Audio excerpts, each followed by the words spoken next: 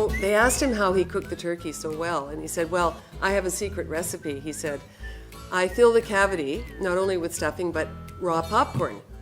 And when the ice blows off, I know it's ready. This is his very early life in Ottawa, where he was elected first at the age of 27 as alderman. So he started very early in life a real interest and participation in politics. I started much, much later. I was in my mid-50s when I was elected in North Saanich for the first time. So Dad certainly got started as a young man. He died on January the 15th, 1988, and at the time an obituary written by John Micah, the reporter for the Times-Colonist, described him as one of the good guys. Apparently, my understanding is Dad had earned the respect of politicians across the spectrum as both a Liberal MLA from 1948 to 1952, and then as Reeve of Saanich from 1953 to 1958, as I mentioned. He resigned the mayoralty in Saanich in June of 1958 to move with our family to the United States, where Mom and Dad lived until 1973, and then in 1973 they returned to Victoria to retire. And Dad became involved again in the community as a trustee on the cemetery board that oversaw the Royal Oak Burial Park.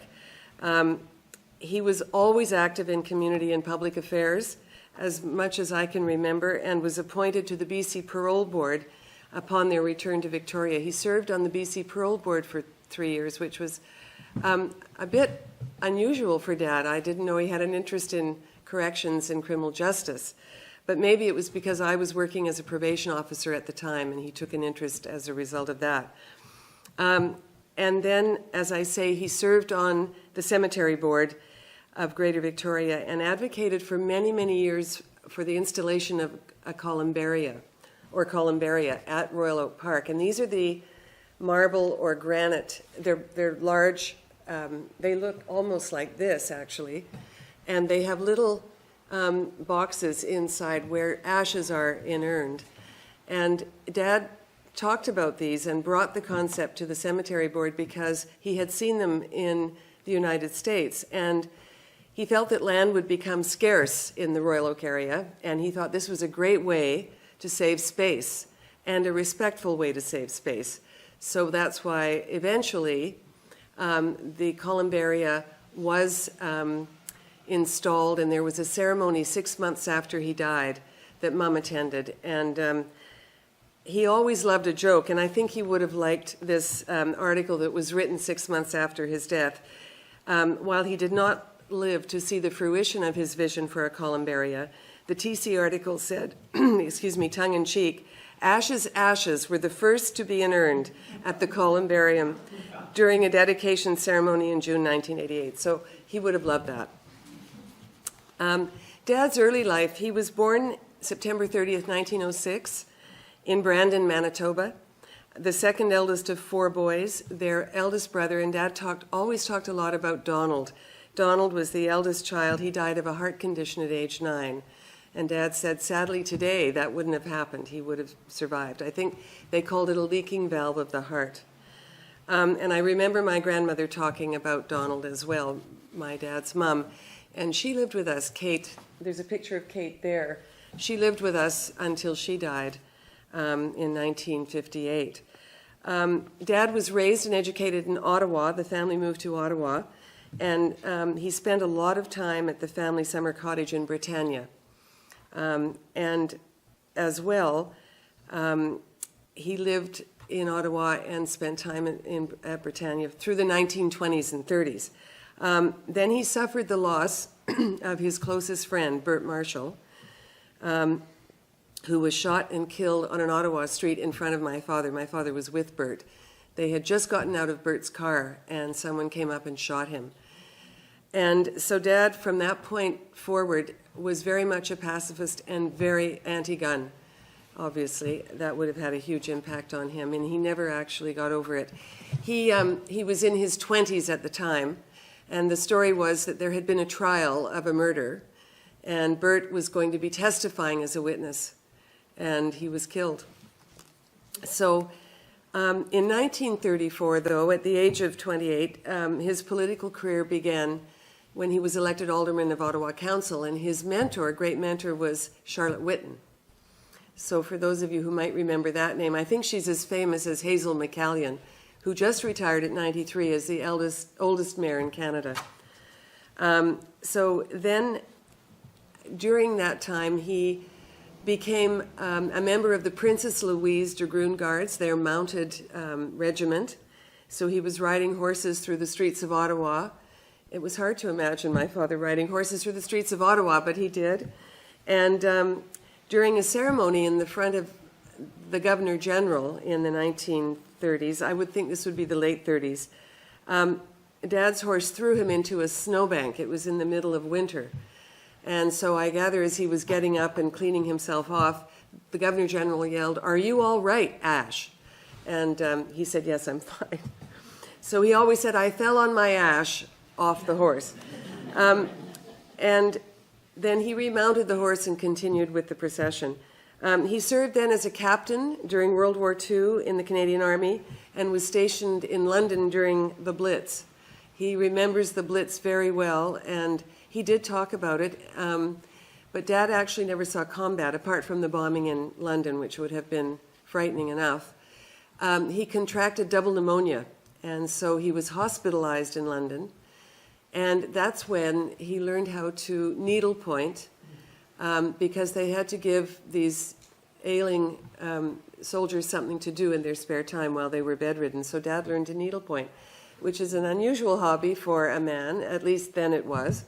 But he did some beautiful needlework, which I still have. He also learned to hook rugs. He was very craftsy, Dad, actually. Not just crafty, but craftsy as well. He then married my mother, Vera Marie Carney, in 1943 in Victoria. Her father and her mother and stepfather lived in Victoria. So they were married here, and the reception was here. And then Mother and Dad, after the war, came back from Ottawa in 1946 and moved to Victoria. We actually, when I was very small, about 2 years of age, Mom and Dad rented a house at Elk Lake on Brookley Road called Raynham, and I think it's still there. The house is still there. It was a lovely spot, and I remember we lived next door to the Porters, and I was just speaking with Enid about the Porters. I called them Uncle and Auntie Porter, and in fact, at the age of 3 or 4, that was where I first met my future husband, Fred Green. This is very odd, but he was fishing with his Uncle Stan, I believe Uncle Stan. Uncle Stan worked with the municipality of Saanich around the time I think my father was mayor. And Stan and Fred came to the Porters to launch their boat. And I was always over at the Porters, always running around in a diaper. And that's when Fred first met me, apparently. Which I did not know until many years later. So Dad's early life was a very happy one in Ottawa. He was active in local politics there, and he continued that political career upon moving to Saanich in 1946. He was convinced to run in 1948 in a provincial, I believe it was a provincial by-election at that year, and he was running as part of the Liberal government, and it was a Liberal-Conservative coalition. They actually won the election in 1948. Dad then became an MLA, and in fact, during that time, he wrote the first labor code for British Columbia. And a woman named Dorothy Sage, I don't know how many of you know that name, but Dorothy, who has since passed away, Dorothy was the secretary that traveled with my father all over British Columbia during the preparation of the labor code. Dorothy went on then to become the senior administrative secretary to Bill Vander Zalm. So Dorothy had a very, very long and enduring career in the public service. But she started with my father, so that was interesting. Vicky Cool is another name that we know in Saanich. My dad mentored Vicky, I understand, in her political career. So there were a number of people that Dad touched during that time. Then after the defeat of the coalition government in British Columbia by W.A.C. Bennett and the Socreds, Dad was convinced to run for mayor of Saanich. as he had represented Saanich in the legislature. There were a couple of interesting stories that my sister reminded me about as I was doing the research for this project. One was that when there was a leadership race for the coalition government, it was a race between Gordon Wismer, who was a well-known lawyer at the time, and Boss Johnson. And Dad came outside. There was a break in the proceedings, and Dad came outside, and he found a man named Duff Botelho. Do any of you recognize that name? Duff Botelho was sitting in a chair looking rather forlorn, so my father went up to him and said, "Why are you sitting out here, Duff? Aren't you inside listening to what's going on?" And he said, "Well, Arthur, quite frankly, I got tired of watching the backstabbers backstab the backstabbers." So that was a story that Dad always told. It doesn't sound like politics has changed all that much since then. He ran successfully in 1953 as Reeve of Saanich and had a wonderful 5 years, I think 2 terms, as the Reeve. And he really, really loved Saanich, my father. I remember that well. We grew up in Lake Hill, actually, on Cumberland Road. And that was a wonderful, very happy time for our family. We spent very happy times on Cumberland Road. It was a wonderful, wonderful place to raise a young family. Dad had a wonderful garden. He was a great gardener. He grew vegetables. He grew flowers. He was amazing. And there were always tour buses that would come by up Cumberland to see his garden, which was interesting. So he had a very strong artistic side, Dad had. He had quite a controversial period of time as Reeve of Saanich, and I wasn't aware of this until recently. As you know, the amalgamation question is back on the public agenda. There's been a lot of talk recently about it, largely because of the failed sewage solution in the CRD. But Dad actually was a proponent of amalgamation, and in 1957 caused quite a stir at Saanich Council when he talked about it. And what his vision was to take the urban part of Saanich and have it amalgamated with the urban core, Greater Victoria, and then the rural part of Saanich would be amalgamated with Central Saanich, Sydney, and North Saanich. So that was an interesting concept at the time. He knew that he would be defeated on that issue if he ran and, was a proponent. So I guess it was safe for him to talk about it because he knew he was leaving to go to the United States. Amalgamation is still being talked about today, and I think he would be most interested to hear the discussion. From 1976 until his death, as I mentioned earlier, he served on the provincial BC Board of Parole and then on the cemetery board. What he loved about the cemetery board, he used to tell me, was he didn't have a lot of feedback from his constituents. And he said that was refreshing. He could make decisions and not worry about anyone's reaction. Again, he was a bit of a visionary. He envisioned the columbaria, and they are there today. He would be very pleased to know that that came about. And he was a visionary when it came to talking about amalgamation and shared services. I also remember he talked about the fact that he thought the Pat Bay Highway was too small, that 2 lanes either side were not enough, and that the proposal should involve 3 lanes either side because he could see a time when traffic would be heavy. Well, he was correct. I mean, Fred and I, when we lived in North Saanich for 18 years, that drive, it was a busy drive back and forth. I worked in town. And I then commuted by bus as a result of the traffic. I didn't like driving in it in the morning and then driving home at night, particularly in the winter. But he was right. The traffic volume on Pat Bay Highway is pretty heavy. You will notice that in all of the pictures of my father, he is bald. And he has a great-granddaughter, Hadley, who is our son's daughter. She's 10 months old, and he'll be happy to know that Hadley is just as bald as he was. But he decided in later life, this was a rather bizarre decision that my father made, he wanted a hairpiece. And so suddenly, at the age of 67, he had hair. And it was very unusual. My mother, we all used to cringe, my mother and my sister and I. And the hairpieces got bigger and bigger. The first one was flat and brown and looked quite respectable, but by the time he died, they were quite flamboyant. And My mother called me shortly after he died, and she said, you know, I have a real dilemma. Do we send him away bald, or do we send him away in the hairpiece? And I said, well, not to be irreverent, but I think he should, you know, Mom, that's a decision you'll have to make. I don't want to have to make it. So what she did was she did send him away bald and donated the hairpieces to the Langham Court Theatre. So that was a good compromise. He was a character. There was another story about Dad. We lived in Reno, Nevada. That's where he worked in labor relations. He had a very successful career after leaving Victoria in labor relations. And my sister at the time, as a teenager after school, was working in a child care nursery. And there were 3 of them, actually. This woman owned 3 nurseries in Reno. And one year, she needed a Santa Claus. And my father was quite a stout man, and he certainly had the body for the part. So he rented a Santa suit, and he had a friend drive him around to each of the nurseries where he was Santa. And apparently he was a marvelous Santa.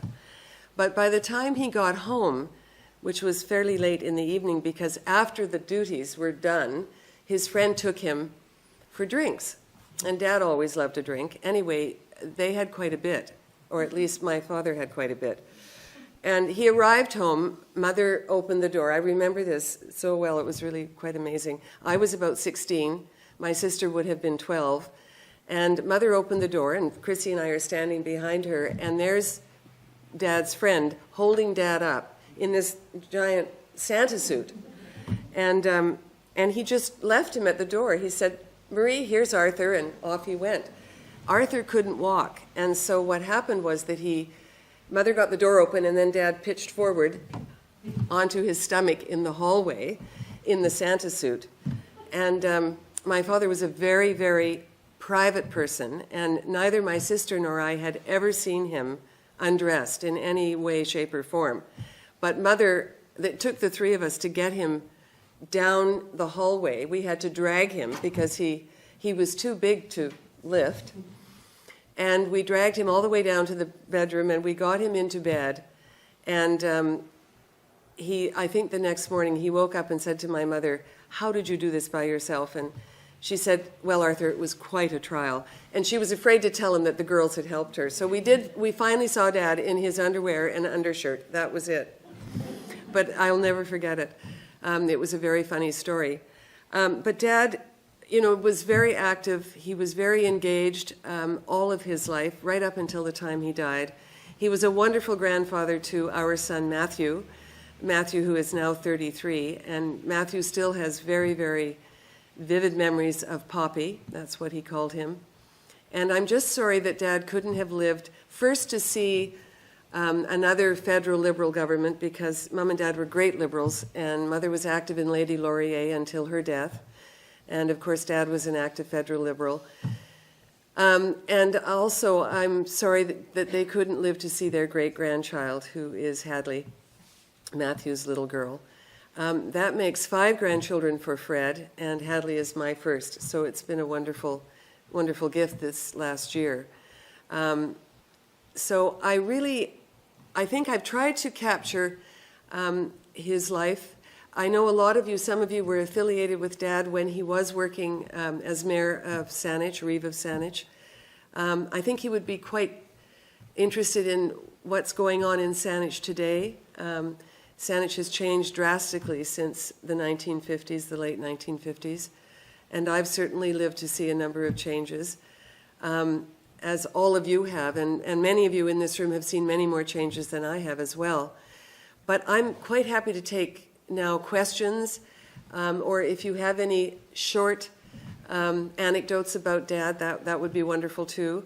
And those are basically my comments today. This was a very interesting journey, as I said, researching his life in politics.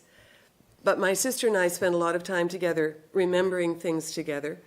Mother had thrown out a lot of things when she moved and downsized. So although Chrissy, we had a lot of photographs, we did not have a lot of content. And so that required researching newspaper articles and required some research in terms of photographs, and then of course with each other, our collective memory, my sister and me trying to remember a lot of the stories. And I think I've captured them all. I hope I have anyway. And I want to thank you for listening, and thank you very much. And please feel free to come and view the pictures. So, are there any questions? Thank you. Next, didn't your mom and dad operate a little store? They did, actually. Thanks, Helen, for the reminder. Mom and Dad operated it was called the Rock Street Grocery at the time. It's still there. I was born behind that grocery. It was called Mary Arts. Yeah. So it was a combination of Marie and Arthur. This is good, Helen. It's wonderful to have family in the audience because they remind you. Yes, that's right. They had the Mary Arts Rock Street Grocery, and for a number of years. And then Dad, there is a picture of Dad in his shoe store on Government Street. He sold Florsheim shoes, and that was what he did while he was involved in politics. In fact, Gordon Wismer, apparently, who was the Attorney General eventually in British Columbia, used to come and visit Dad, and they would go into the back of the store and have chit-chats and spin yarns, I'm sure. Gordon Wismer, I believe, was an interesting man. I understand he had a bit of a dodgy reputation, but we won't go into that here today. But there are a number of stories about politicians, obviously. I mean, that's the nature of the beast. Thank you, though, for that reminder. Yes, Mom used to put me as a baby in a little wicker basket in the back with all the groceries because they had a little mini, and she would deliver groceries door to door in the area. Any other questions or memories? Of the farm where you came to live in Maple Bay, you and Fred. Oh, we lived. Fred and I moved to Maple Bay, and it was the Considine house. So, of course, Chris Considine is a lawyer locally, and it was his grandfather's home. You're right, John. Thank you for that reminder. See how helpful Fred's brother John. You see, these are all very helpful. We lived at on Considine Avenue in Maple Bay, and this was the house that belonged to Chris Considine's grandfather. He built it in 1912. Sadly, the house was demolished just a few years ago to make way for a new home, which is something that is happening a lot now, not only in Vancouver. Vancouver is not the only victim of demolition, but we are facing the same thing, particularly in Oak Bay. I'm currently chairing the Oak Bay Heritage Commission, and it's a big concern. We are losing a lot of small bungalows, older bungalows, and, the odd heritage home has come down, I'm sure, over the last few years, but this is a big problem. And, unfortunately, change and progress, they are not often kind to history and heritage. So we all have to be very vigilant about preserving our historical landscapes and landmarks. It's important. Yes? My dad worked at the Saanich Waterworks. Oh, gosh. And I can remember Dad saying, all we needed with Rebash was a handshake for an agreement. Thank you. You didn't need to write something. Yeah, a man of his word. Handshake, that was it. Thanks very much. That was my understanding too, that Dad was a man of his word, that he kept his word, and that if he said he was going to do something, he would do it. And when I was first elected in 2005 in North Saanich, that was something I carried. That was the legacy I carried with me, that I promised myself that I would never make a promise to a constituent that I didn't keep. So that was a gift that he gave me. Thank you very much for that memory. Bert Pearson was the chief of police at that time, wasn't he? Yes, I believe he was. Yep. And what Ellen just said about the handshake carried through in his sense of ethics on occasion. Oh, right. I forgot. Thank you, Fred. When Dad was defeated as an MLA, when Wacky Bennett won, I shouldn't say Wacky, I'm sorry, W.A.C. Bennett, that's what he called him, that's why. When Wack Bennett won the election, he approached my dad and he said, listen, Arthur, if you cross the floor, you can have the Ministry of Labor, you can be the Minister of Labor. Because, of course, Dad had done the Labor Code. And Dad said, no, I'm sorry, I have principles and I can't do that.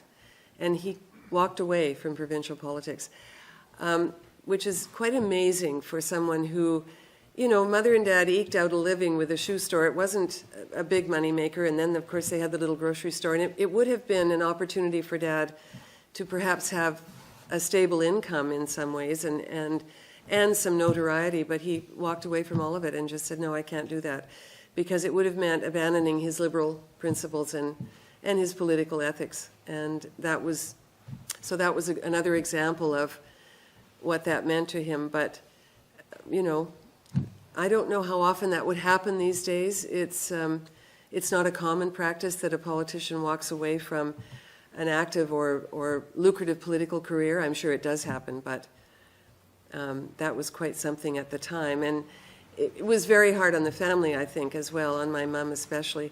And speaking of mom, I wanted to emphasize that they were a team. While this is about Dad, this presentation, it was very much also about my mother. My mother and Dad worked very well together and very hard together. And that continued throughout their married life. I actually think that Mother had times been different, could have had her own very successful political career. She was dynamite. She was an organizer. She was amazing and full of energy right up until, well, the last 4 years of her life were a struggle, because she developed a heart condition that was very difficult for her. But she was in her 89th year when she died. Dad was in his 82nd. But I really think she could have had a strong political career herself. And these are pictures of Dad on election eve. This is the night he won the election provincially. And then I'm not sure where these were taken, but this was during his MLA career. Mother and Dad. And Mother did a lot of campaigning for him. She was an amazing supporter, his best one, obviously. Any other questions or? Yes? So your dad was worried about the social credit, but what were the main differences in the principles between the liberals and the social credit? Gosh, Grant, I don't know.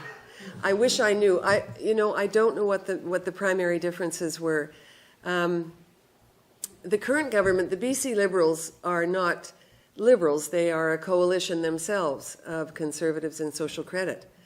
I would suspect the social credit government at that time was perhaps more right of centre than the BC Liberal government of the day, but I can't say for sure. But knowing my father, Dad was certainly a moderate in his thinking generally. He used to make a joke about CCF, which then became NDP. He always said that the NDP, or that the Liberals were a lot like the NDP, but the NDP were just in a greater hurry. So in other words, the NDP were Liberals in a hurry, and that's what he always said. But Dad was a moderate. Of course I was a child, so I don't remember. Most of you would remember, perhaps better than I do, what the social credit government was like and why it was elected. It certainly built highways, didn't it? That was a big, I think it was more capitalistic, perhaps. They were popular, though. And also in Alberta, weren't they, at one time? That's where they started, right. They did dams. Oh, and dams, right. Dams and highways. But Wacky Bennett lasted a long time. He was a very successful politician, as was his son Bill. He was colorful. And colorful, yeah. Not as colorful as Bill Vanderzam, though. He was pretty colorful. And Ghilardi was, yeah.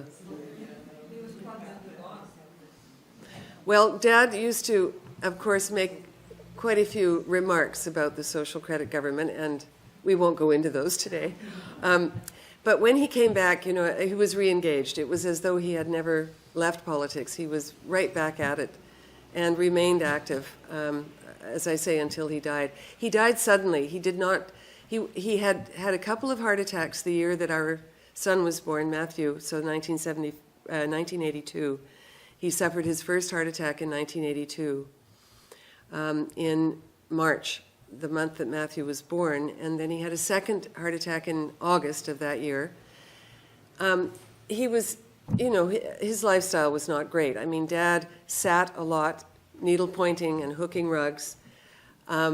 He liked a tipple. Brandy was his favorite. He loved his food. His diet was not great, though. I mean, he would eat great bowls of ice cream at night and then go to bed, and so he was heavy, and he didn't walk. He didn't exercise at all. So when he suffered the first heart attack, it was a terrible scare, and the doctor basically said, you have to start walking. And he started walking, and he walked with a vengeance. He also smoked. He stopped smoking. And at the age of 75, he started walking, and he walked and he walked. And besides the hairpiece, which he bought in the United States, he also adopted other American things in his dress. And one of them were white knee socks, white patent leather shoes. I mean, I have to close my eyes because he was quite a sight. He would wear these big turquoise belt buckles that he bought in Arizona, and this ridiculous hairpiece. And he would walk the block. Mom and Dad lived in a condominium just below Camosun College. Well, all my girlfriends would phone up, oh my God, we just saw your father out walking. He's got on the white tights, he's got the white shorts, and they would, it was quite funny. Anyway, he walked a lot, and I think that really helped to save or allow him to live longer. And then he died at 81. In his sleep? He died in his sleep, yeah. Could you describe his dress when he left British Columbia and his dress when he came back from the States? Do I have to? Okay. When he left Victoria, he wore a Homburg hat. He wore dark suits, very conservative. He dressed very conservatively, as you see in these pictures. When he came back from the United States, again, white shorts, white patent leather shoes, white knee-high knee socks, very bright colors, this big hairpiece. As I say, it got bigger and bigger, and it was amazing, the transformation. They went to England one year, and I begged him not to dress, don't take the hairpiece, Dad, to England, and don't take the turquoise jewelry, and don't take, we gave him a hard time, actually. It wasn't very nice. But he loved the United States. He really enjoyed their time there, and he adapted. He adapted very well to the American sort of way of life. We had a group of women and I used to say, never trust a man that wears a gold chain and tasseled loafers. Yeah, never trust. So of course Dad came back with gold chains, with tasseled loafers. It was a riot. But he was, as I say, a great character, and he loved a good story. He loved a joke. He was a jolly fellow, really, and a wonderful grandfather to Matthew. I remember arriving home one day. He'd been taking care of Matthew. Mother always said, bring him over, and then she'd go out and leave him with Dad. And I came in, and Dad was in a bit of a tizzy, and he said, he had a very messy diaper, Cairine, and but I've done my best. And the poor guy, he was desperate to find a cloth. I mean, he didn't, Mother did the housework. No. But he got the cloth from under the sink, and my mother used Ajax to clean the bathroom. So you can imagine, and he used that on poor old Matt. So there was a bit of a panic when I arrived, when he told me that. And he did do his best, poor guy. But he was a great granddad. He really was. He taught Matt a lot. He spent a lot of time. Without him, actually, I went back to work part-time on contract because he was prepared to provide childcare for Matthew. And for a 75-plus-year-old man, that was a big commitment. But he was in love with that child, honestly. And in fact, the best memory I have, it was a great shock when he died in his sleep. We didn't see it coming at all. The night before he died, I phoned him from Maple Bay. We were living in Maple Bay. And he was heartbroken when Fred and I moved to Maple Bay from Victoria because it meant he wouldn't see as much of Matthew. But I phoned him and I said, look, would you like to have Matt for the weekend? That was on a Thursday night. He died on a Friday. And I remember he was so excited. He was so excited because I said, I'll drive down, because I was commuting then to Victoria to work. And I said, I'll drive down tomorrow morning and I'll drop him off, Dad, and you can have him for the weekend. How's that? And he and Mom was thrilled too, but Dad really spent a lot of time with him. And so I'm really glad that that was the last thing that he knew, before he died in his sleep that night. The turkey, didn't he, at Christmas time? Yes, he always cooked the turkey. At Christmas time, he loved Christmas. He loved decorating the tree, and Christmas was wonderful at our house. And when we lived in the United States, the Americans don't celebrate Christmas the way we do, and their big holiday is Thanksgiving for them. But their American friends, everybody wanted an invitation to Arthur and Marie's for Christmas dinner because they just loved the sort of Anglo tradition of Christmas. And he used to say, John, that reminds me, and he always cooked the turkey. He always made the stuffing, and it was delicious. He was very good at it. But he used to say, he always told this story at the dinner table, of course.